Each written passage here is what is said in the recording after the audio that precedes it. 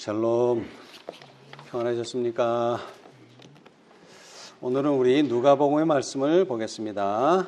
우리 누가복음 24장. 오늘 교과에서도 좀 배웠는데요. 누가복음 24장입니다. 13절부터 제가 한번 읽어보겠습니다. 그날에 저희 중 둘이 예루살렘에서 25리 되는 엠마오라 하는 촌으로 가면서 이 모든 된 일을 서로 이야기하더라. 저희가 서로 이야기하며 문의할 때에 예수께서 가까이 이르러 저희와 동행하시나. 여러분이 잘 아시는 것처럼 엠마오로 가는 두 제자 이야기입니다. 이 이야기는 누가만 기록한 것이 아니라 이 마가도 기록을 했는데요. 마가복음 16장 12절에 그 후에 저희 중 두 사람이 걸어서 시골로 갈 때에 예수께서 다른 모양으로 저에게 나타나시니, 아주 짧게 묘사했어요. 근데 누가는 이것을 아주 자세하면서도 아주 뭐라고 할까요? 구체적으로 묘사를 했습니다. 그날은 언제를 말합니까? 그날에 예수님께서 부활하신 날, 일요일입니다. 일요일에 부활하셨죠?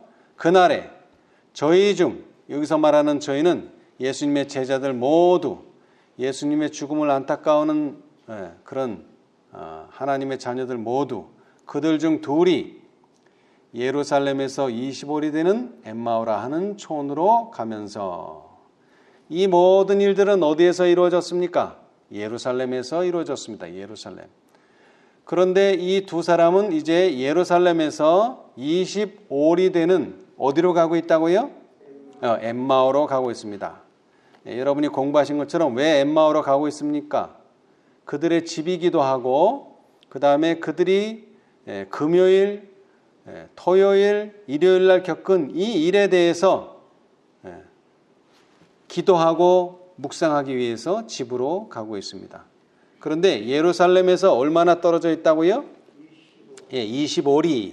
심리가 4km 정도 되면은 25리 정도 되면 한 12km에서 13km. 예언의 시내는 13km라고 되어 있습니다. 그렇게 멀지 않은, 그렇다고 뭐 가깝지도 않은 적당히 걸어갈 만한 거리에 이 엠마오가 있었습니다. 자, 그런데 이 25리, 이 25라고 하는 숫자는 무슨 숫자입니까? 25. 5에다가 또 본인 자신인 5를 곱하면 얼마가 나오죠? 25가 나오죠. 25. 이 25, 여기서는 이제 리인데, 이 구약 성경에 보면 레위인들이 몇 살부터 회막에서 봉사합니까? 민수기 4장 3절에 보면 곧 30세 이상으로 50세까지 회막의 일을 하기 위하여 그 역사에 참가할 만한 모든 자를 계수하라. 레위 지파 사람 중에 몇 살이요? 30세 이상 50세까지만 일할 수 있어요. 그래서 성전에서 봉사할 수 있는 나이의 시작이 몇 살이라고요? 30세. 그래서 예수님께서도 몇 살이 되셔서 30살이 되셔서 공중봉사를 시작하셨어요. 그런데 이 레위 지파 사람들이 봉사의 나이가 8장으로 가면은 좀 줄어들어요. 자, 8장 24절 한번 읽어보세요. 8장 24절. 레위인은 이같이 할지니 곧 25세 이상으로는 회막에 들어와서 봉사하여 일할 것이요. 분명히 민수기 4장에서 계수할 때는 몇 세 이상만 계수당했죠? 30세인데 8장에 오면은 그 나이가 5살이 줄어서 몇 살이요? 25세가 됩니다. 그리고 이 나이는 또 대상, 자, 역대상 23장 24절로 가보겠습니다. 역대상 23장 24절. 이는 다 레위 자손이니 그 종가를 따라 대수함을 입어 이름이 기록되고 여호와의 전에서 섬기는 일을 하는 20세 이상 된 족장들이라. 또 더 낮아졌어요. 그죠? 몇 세로? 20세. 근데 이제 더 이상은 안 낮아집니다. 원래는 30세였는데 5년이 앞당겨져서 25세부터 일할 수 있게 되고 더 나아가서 다윗의 시대 때부터는 자 에스라 3장 8절을 읽으면 더 자세하게 나옵니다. 에스라 3장 8절. 예루살렘 하나님의 전에 이른 지 2년 2월에 스알디엘의 아들 스룹바벨과 요사닥의 아들 예수아와 다른 형제 제사장들과 레위 사람들과 무릇 사로잡혔다가 예루살렘에 돌아온 자들이 역사를 시작하고 20세 이상의 레위 사람들을 세워 여호와의 전 역사를 감독하게 하매. 예, 20세로 이제 고정이 됩니다.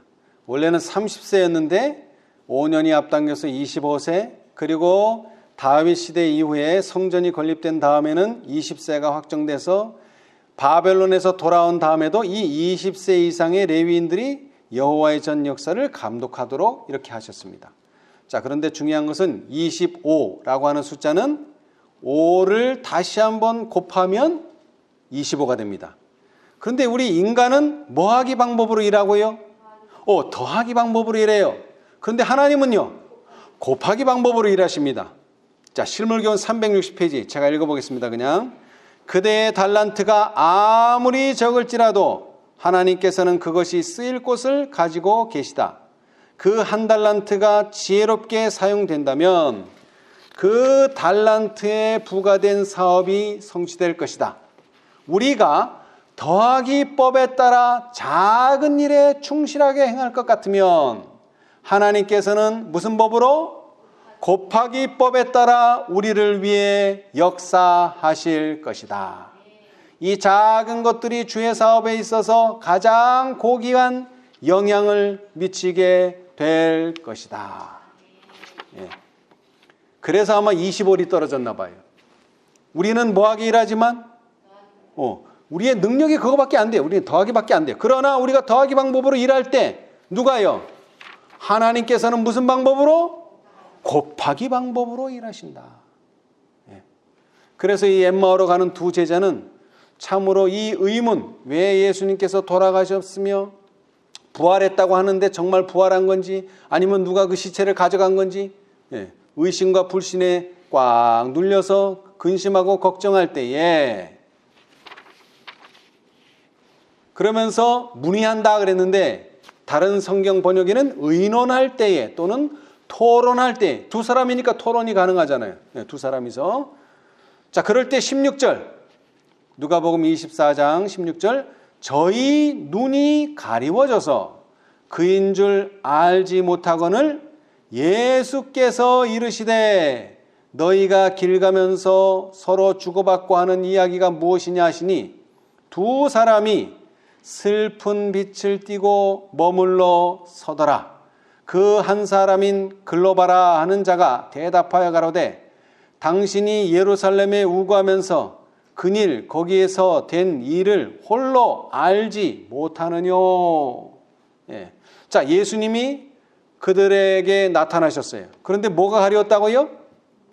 눈이 가리워져서 예수님인 줄을 인식을 못하고 있어요. 그럴 때 그 예수님께서 질문을 하십니다. 지금 무슨 이야기를 하고 있는가? 그랬더니 이 사람들이 두 사람이 이 엠마오로 가고 있는 두 제자가 뭐를 멈추고요? 걸음을 멈추고 사실 그들의 신앙은 여기서 멈춘 거예요. 예수님 십자가 돌아가실 때 그들의 신앙은 멈췄어요. 더 이상 전진 못해요.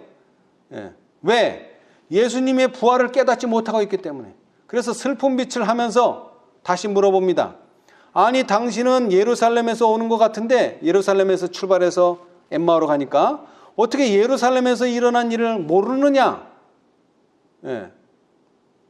그런데 이 사람의 두 사람 중에 한 사람 이름이 누구라고요? 글로바라. 예. 참 엠마오에 대해서 제가 하지 않았는데 엠마오라고 하는 뜻은 뜨뜻한 물 또는 온천수 뭐 이런 뜻이랍니다. 따뜻한 물. 예. 자, 그런데 이 글로바도 제가 찾아보니까 이 뜻은 안 나오더라고요. 뜻은 안 나오고 또 다른 글로바가 나와요. 요한복음 19장 25절에 예수의 십자가 곁에는 그 모친과 이모와 글로바의 아내 마리아와 막달라 마리아가 섰는지라.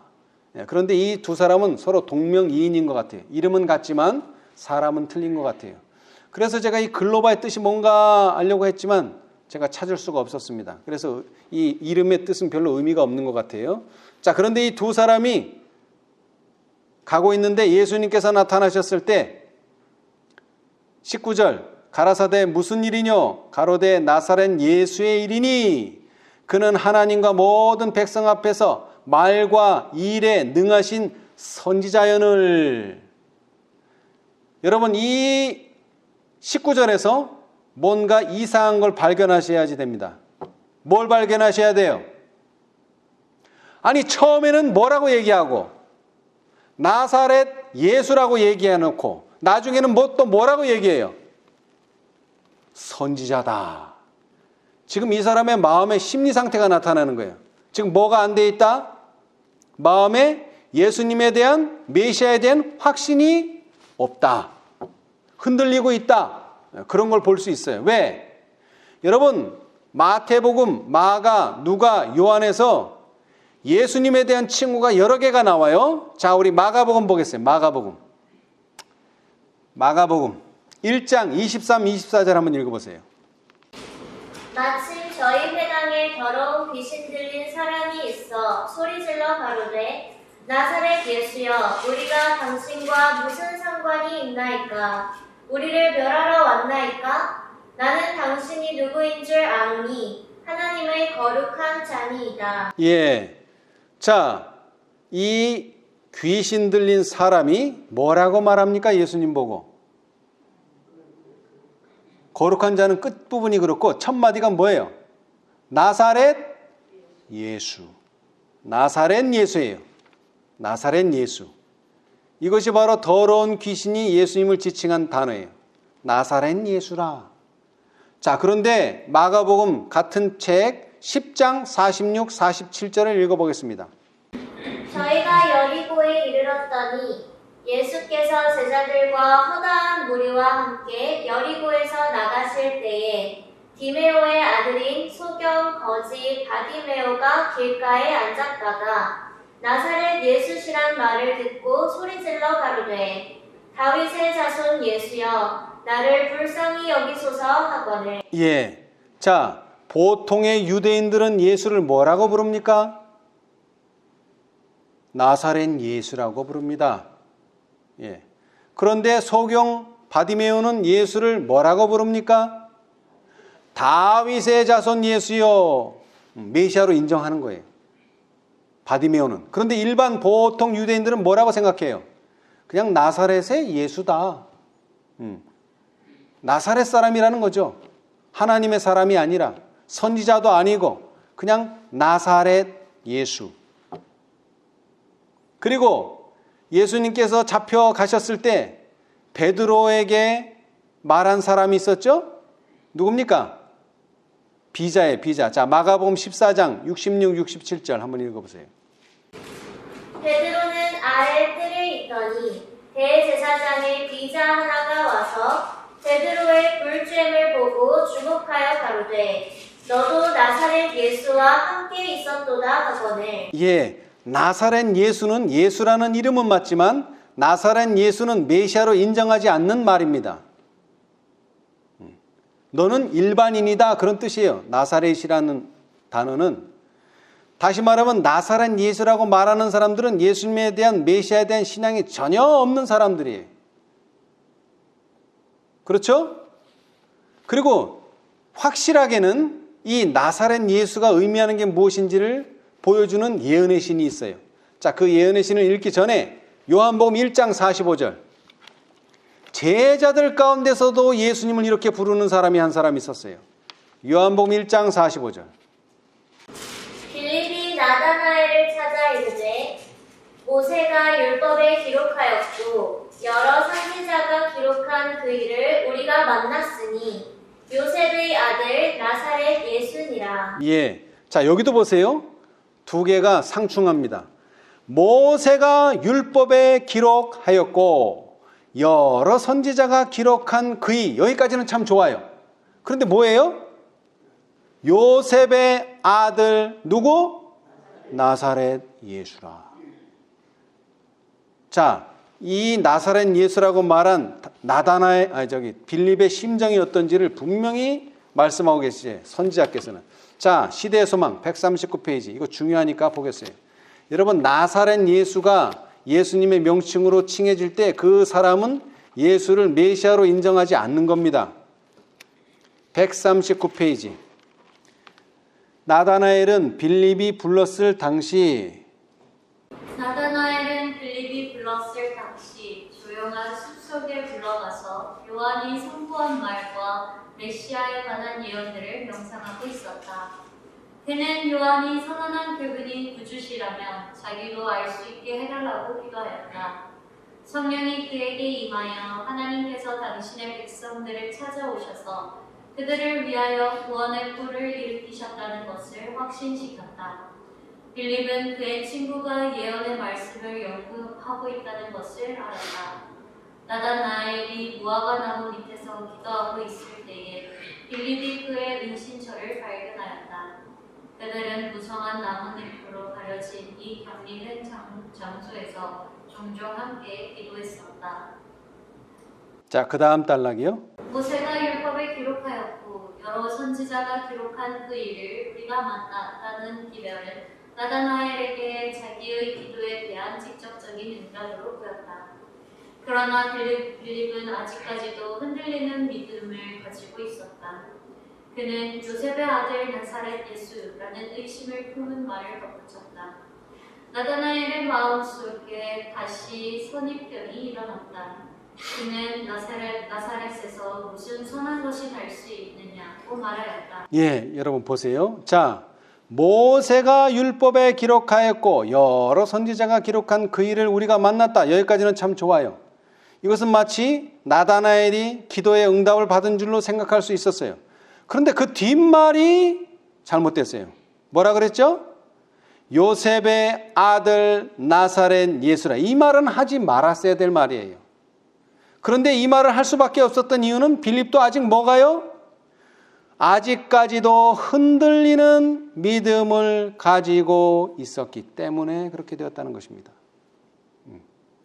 자, 그런데 그 다음 빌립은 논쟁하지 않았다. 그는 와보라고 말하였다.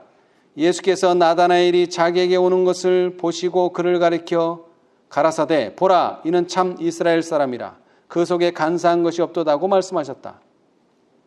나다나엘은 놀라서 어떻게 나를 아시나이까 라고 외쳤다. 예수께서 대답하여 가라사대 빌립이 너를 부르기 전에 내가 무화과 나무 아래 있을 때에 보았노라. 확신을 준 거죠. 여러분, 의심은 의심을 낳고요, 신뢰는 신뢰를 낳습니다. 의심을 심으면요 뭐를 추수합니까? 당연히 의심을 추수하죠. 신뢰를 심으면요 당연히 신뢰를 추수합니다. 자, 나사렛 예수는 의심스러운 예수님에 대한 호칭이에요. 그러나 요거보다 조금 더 신뢰가 가면 이제 뭐라고 부릅니까? 예수님을 선생이라. 이제 선생이라는 말까지 이제 나오는 거예요. 자, 마태복음 8장 19절. 마태복음 8장 19절. 한 서기관이 나와 예수께 말씀하되 선생님이여 어디로 가시든지 저는 쫓으리이다. 이거 누가 한 말입니까? 이거 누가 한 말이에요? 선생님이여 어디로 가시든지 저는 쫓으리이다. 누가 한 말이죠? 가롯 유다가 한 말입니다. 유일하게 12명의 제자들 가운데 유일하게 스스로 예수님을 따르겠다고 말한 사람이에요. 다른 사람들은 다 어떻게 해서 제자가 됐죠? 예수님이 먼저 뭐라고? 나를 따르라. 그 말씀에 응답해서 간 사람이고, 이 가롯 유다만 그 말씀 하시기 전에, 예수님이 그런 말씀을 하시기 전에 자기가 제가 쫓아가겠습니다 해서 제자가 된 사람이에요. 그런데 그 사람이 예수님을 뭐라고 불렀죠? 선생님이여, 선생.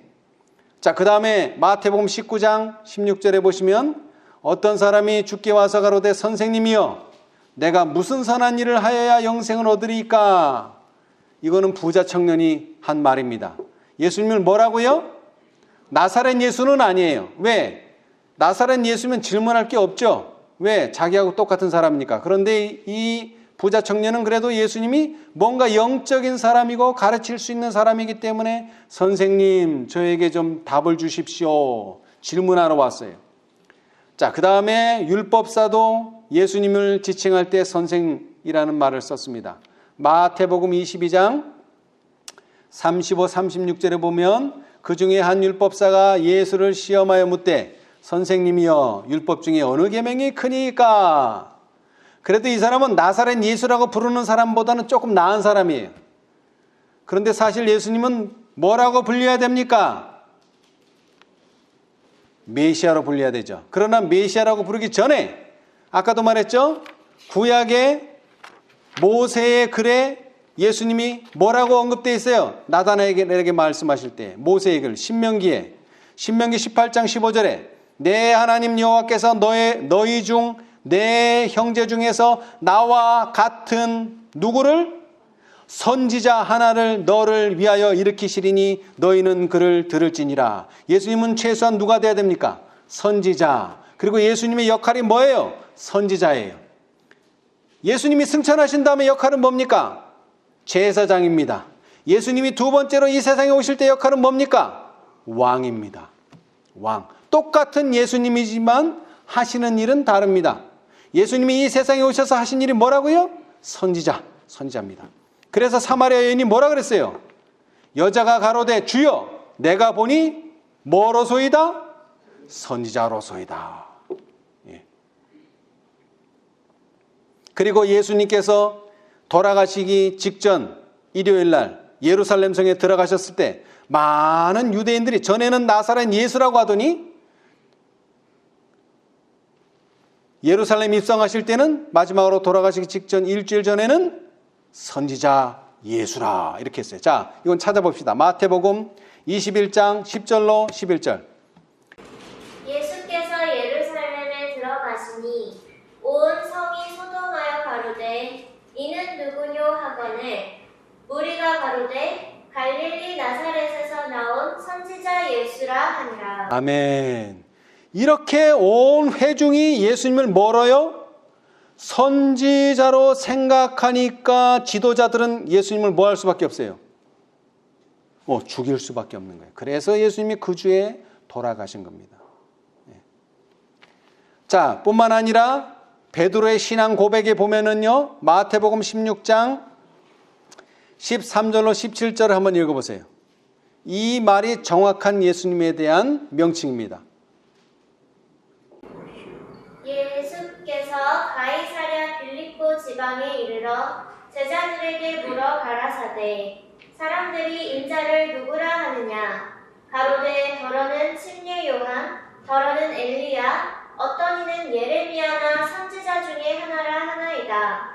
가라사대 너희는 나를 누구라 하느냐 시몬 베드로가 대답하여 가로되 주는 그리스도시요 살아계신 하나님의 아들이시니이다.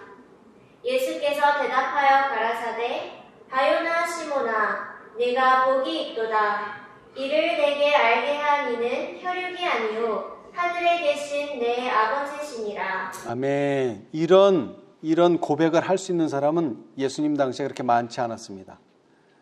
예수님은 그리스도시요 살아계신 하나님의 아들이시니이다. 말은 베드로가 했지만 사실 이런 고백은 누구에 의해서만 가능하다고요? 하늘에 계신 내 아버지에 의해서만 가능하다는 것입니다. 예. 그런데 안타깝게도 엠마오로 가는 두 제자는 예수님을 어떻게 소개했죠? 나사렛 예수의 일이니. 그리고 나중에는 또 모든 백성 앞에서 말과 일에 능하신 선지자인 것 같기도 하고 또 나사렛 예수인 것 같기도 하고 확신이 없는 거예요. 그러면서 20절에 말합니다. 누가복음 24장 20절 우리 대제사장들과 관원들이 사형 판결에 넘겨주어 십자가에 못 박았느니라. 우리는 이 사람이 이스라엘을 구원할 자라고 바랐노라.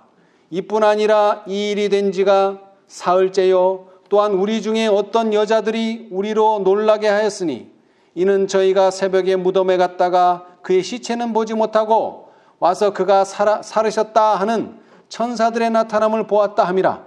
또 우리와 함께한 자 중에 두어 사람이 무덤에 가 과연 여자들의 말한 바와 같음을 보았으나 예수는 보지 못하였느니라 하거늘. 여기까지는 글로바의 말입니다. 두 제자 중에 한 사람 글로바의 말. 이제 예수님께서 말씀하십니다. 가라사대 미련하고 선지자들의 말한 모든 것을 마음에 더디 믿는 자들이여. 여러분, 예수님께서 어떤 사람을 미련하다고 하십니까? 어떤 사람이 미련한 사람이에요? 예수님 말씀하실 때 선지자들의 말한 모든 것을 마음에 더디 믿는 자는 곧 어떤 사람? 미련한 사람. 미련한 처녀가 여기에 속하죠? 마태복음 25장 3절에 미련한 자들은 뭐는 가지되? 등은 가지되 뭐가 없어요? 기름을 가지지 아니하고. 등은 있어요. 등은. 그런데 뭐가 없어요? 기름이 없는 거예요. 기름이. 선지자의 말씀을 읽기는 읽고 알기는 아는데 그것을 적용할 줄을 몰라요. 마태복음 4장 4절. 근데 여기서 중요한 것은요, 선지자들의 말한 많은 것을 마음에 더디 믿는 자요? 아니면 선지자들의 말한 일부분을 마음에 더디 믿는 자요? 아니요. 뭐를요? 선지자들의 말한 모든 것을 마음에 더디 믿는 자들이요. 자, 그런데 예수님께서 시험을 당하실 때 하신 말씀과 비교해 보십시다. 예수님께서 대답하여 가라사대 기록되었으되 사람이 떡으로만 살 것이 아니요 하나님의 입으로 나오는 많은 말씀으로 살 것이라 하였느니라 하시니 가 아니고 모든 말씀으로 살 것이라. 예언이 하나도 더디 믿어서는 안 돼요. 모든 것을 마음에 믿어야 돼요. 하나라도 더디 믿으면 안 돼요. 모든 것을 마음에 믿어야 돼요. 그래야지 슬기로운 처녀가 되는 겁니다. 그래야 슬기로운 자가 되는 거예요. 자, 그 다음에 누가복음 24장 26절 그리스도가 이런 고난을 받고 자기의 영광에 들어가야 할 것이 아니냐 하시고 이에 모세와 및 모든 선지자의 글로 시작하여 모든 성경에 쓴 바 자기에 관한 것을 자세히 설명하시니라. 여러분, 지적 신앙의 반대가 뭡니까? 지적 신앙. 지적 신앙의 반대가 뭐예요? 경험적 신앙이에요. 근데 우리가 신앙생활을 하다 보면 경험적 신앙을 먼저 하는 사람들이 있어요. 또 어떤 사람들은 또 지적 신앙을 먼저 하는 사람들이 있어요. 뭐 순서는 어떻게 되든지 좋아요. 그런데 중요한 것은 뭐라고요? 지적 신앙과 경험적 신앙이 서로 공존해야 한다는 것입니다. 어느 한쪽만 의지한다면 우리는 안전하지 못합니다. 자, 우리 제자들이 3년 반 동안 예수님과 어떤 신앙을 했어요? 경험적 신앙을 했어요. 그런데 뭐가 부족해요? 이 지적 신앙이 부족해요. 자, 우리 화해주석을 한번 읽어봅시다. 이미 읽어봤지만 이제 찾아서 읽어봅시다. 자, 누가복음 24장, 우리가 지금 읽고 있는 이 성경절에 대한 주석이죠. 누가복음 24장 13절로 31절의 주석.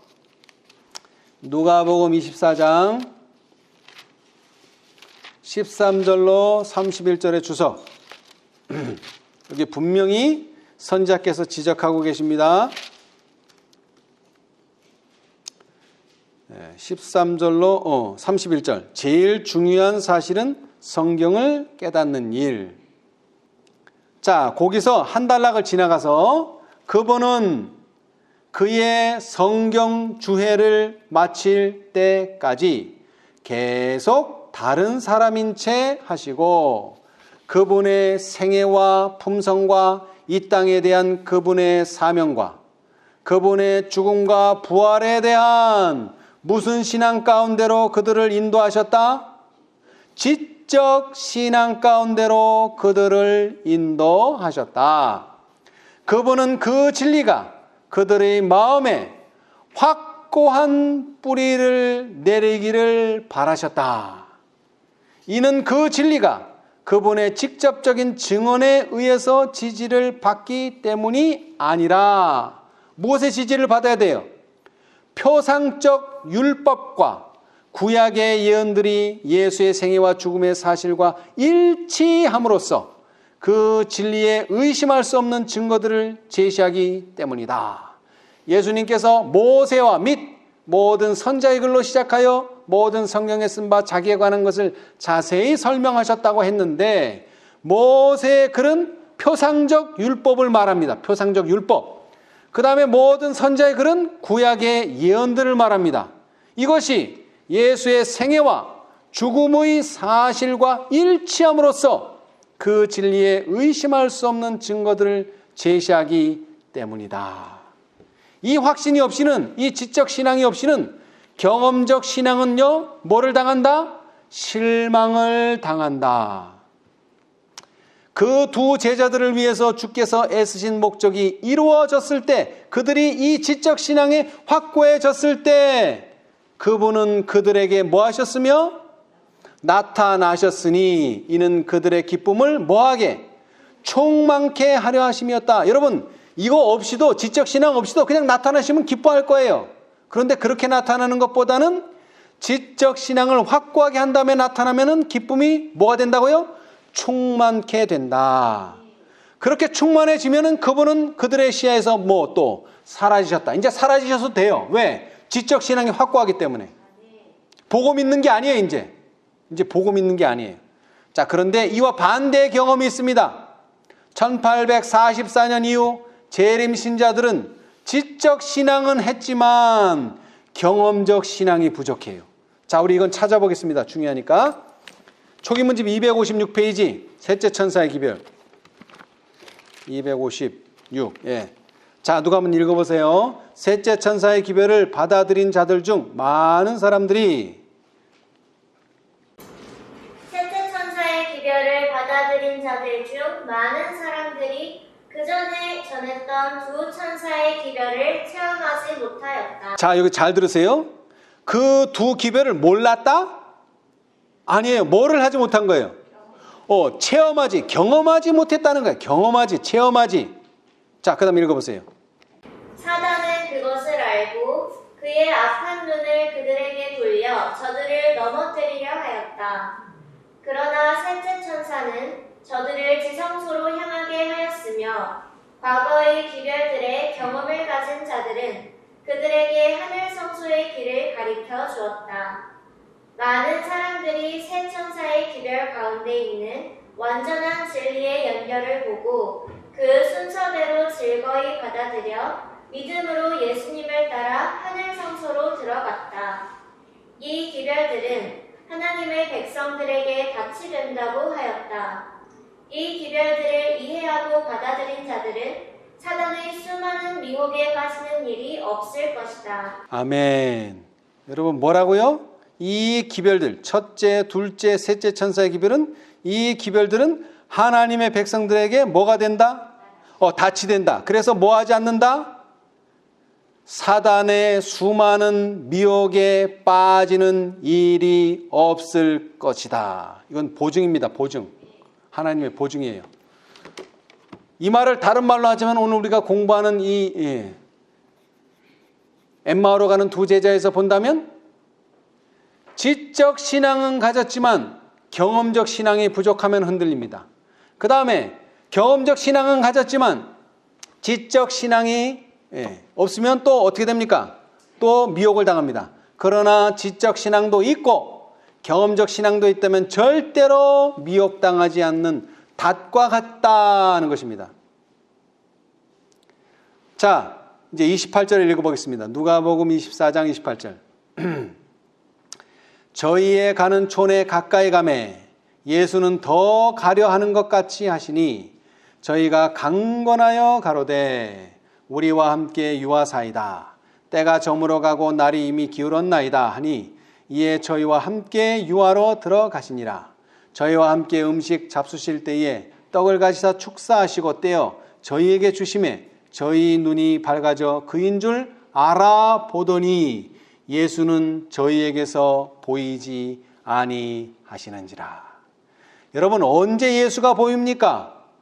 언제 예수가 보여요? 언제 예수가 보여요? 그들의 신앙이 뭐하게 됐을 때, 확고해졌을 때 이제 뭐가 보여요? 예수가 보여요. 그 다음에 그 확고함 가운데 예수를 보고 나자 또 예수는 어떻게 됩니까? 저희에게 보이지 아니하시는지라.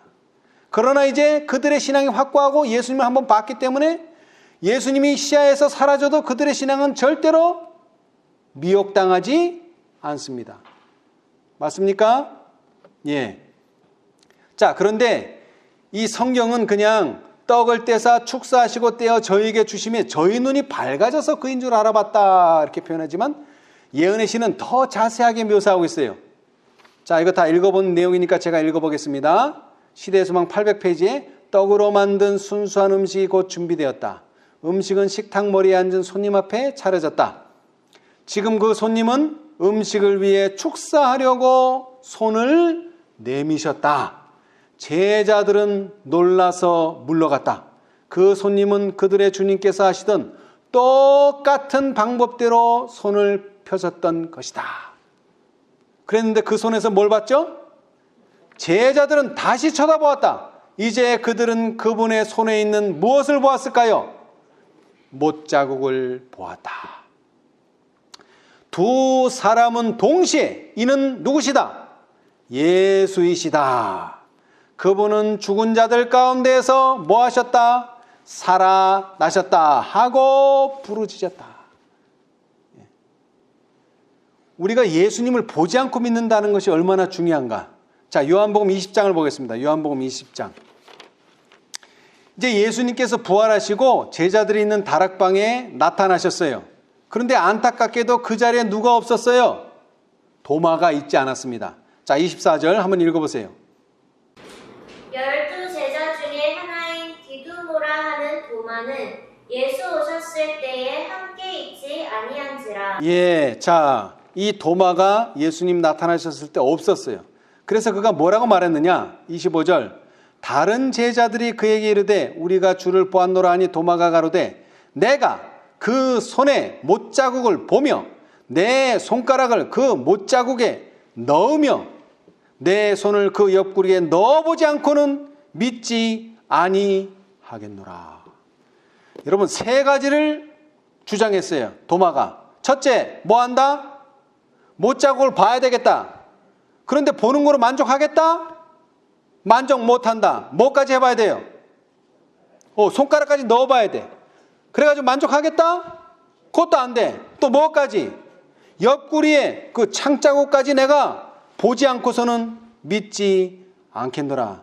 옆구리에 난 창자국에 손가락 넣어보겠다고 말 안 한 게 다행이에요. 세 가지를 주장했어요. 세 가지. 첫째는 못자국을 봐야 되겠고, 그 다음에 그 못자국에다 내가 손을 넣어봐야 되겠고, 그 다음에 옆구리에 그 창자국을 내가 봐야지 믿겠다. 근데 실제로 이런 일이 벌어졌어요. 26절. 여드레를 지나서 제자들이 다시 집안에 있을 때에 도마도 함께 있고 문들이 닫혔는데 예수께서 오사 가운데 서서 가라사대 너희에게 평강이 있을지어다 하시고 도마에게 이르시되 내 손가락을 이리 내밀어 내 손을 보고 내 손을 내밀어 내 옆구리에 넣어보라. 그리하고 믿음 없는 자가 되지 말고 믿는 자가 되라. 그래서 도마가 어떻게 했어요? 정말로 손가락을 그 손을 쳐다보고 그 다음에 손가락을 넣어봤나요? 아니요.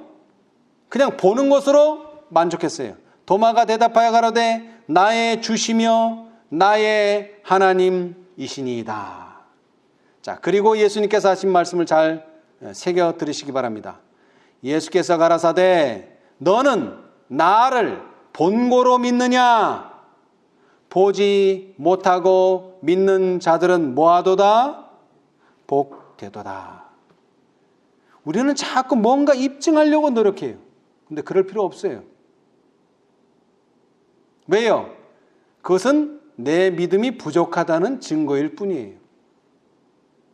그래서 예수님께서는 이 엠마오로 가는 두 제자에게 보여주려고 했었어요. 인식을 시키려고 애를 썼어요. 인식. 예언이 그대로 성취됐다. 구약의 말씀이 그대로, 표상적 율법이 그대로, 구약의 예언들이 그대로 성취됐다. 이거를 깨닫게 해주시는 거예요. 이거 깨달으면 뭐 하지 않고도, 보지 않고도 뭐 할 수 있습니까? 믿을 수 있습니다. 우리는 이 믿음이 필요해요. 예. 자, 그리고 이제 마지막으로 누가복음 24장 32절. 저희가 서로 말하되 길에서 우리에게 말씀하시고 우리에게 성경을 풀어주실 때에 우리 속에서 마음이 뜨겁지 아니하더냐 하고, 제자들의 경험적 신앙에다가 지적 신앙이 합해질 때 뭐라고 말한다고요? 우리에게 성경을 풀어주실 때에 우리 속에서 마음이 뜨겁지 아니하더냐. 여러분, 라오디게아 교회 치료제 중에 하나가 뭡니까? 금입니다. 금. 근데 이 금은 어떤 금이죠? 불로 연단한 금. 그냥 금이 아니라 불로 연단한 금. 그 불은 어디서 나옵니까? 우리의 경험적 신앙과 우리의 지적 신앙이 연합되게 될 때 불이 나오는 거예요. 거기에서 연단된 믿음만이 라오디게아 교회의 치료제가 될 수 있다는 것입니다. 불로 연단한 금이라는 말은 경험적 신앙과 지적 신앙이 연합될 때만 나오는 것입니다. 자, 그리고 나서 이제 두 제자는 어떻게 했습니까? 33절. 곧 그 시로 일어나 예루살렘에 돌아가 보니 11 사도와 및 그와 함께한 자들이 모여 있어 말하기를 주께서 과연 살아나시고 시몬에게 나타나셨다 하는지라. 두 사람도 길에서 된 일과 예수께서 떡을 떼심으로 자기들에게 알려지신 것을 말하더라. 이 말을 할 때에 누가 나타났어요? 예수께서 친히 그 가운데 서서 가라사대 너희에게 평강이 있을지어다 하시니. 여러분, 평강은 언제 오는 겁니까? 마음에 확신이 있어야지 오는 거예요. 평강은 아무리 평강을 주십시오 해도 마음에 확신이 없다면 그 사람은 평강을 얻을 수가 없습니다. 자, 다시 말합니다. 이 말을 할 때에 예수께서 친히 그 가운데 서서 가라사대 너희에게 평강이 있을지어다. 요한복음 14장 1절로 3절. 너희는 마음에 뭐하지 말라? 근심하지 말라. 하나님을 믿으니 또 나를 믿으라. 내 아버지 집에 거할 곳이 많도다. 그렇지 않으면 너희에게 일렀으리라. 내가 너희를 위하여 처소를 예비하러 가노니 가서 너희를 위하여 처소를 예비하면 내가 다시 와서 너희를 내게로 영접하여 나 있는 곳에 너희도 있게 하리라. 마음의 평강은 어떤 사람에게 온다고요? 마음에 예수님에 대한 확신이 있는 사람, 재림에 대한 확신이 있는 사람. 여러분, 예수님께서 다시 오십니다. 우리 모두는 경험적 신앙과 지적 신앙으로 무장하여 다시 오시는 주님을 기쁨으로 맞이하게 되시기를 간절히 바랍니다. 감사합니다.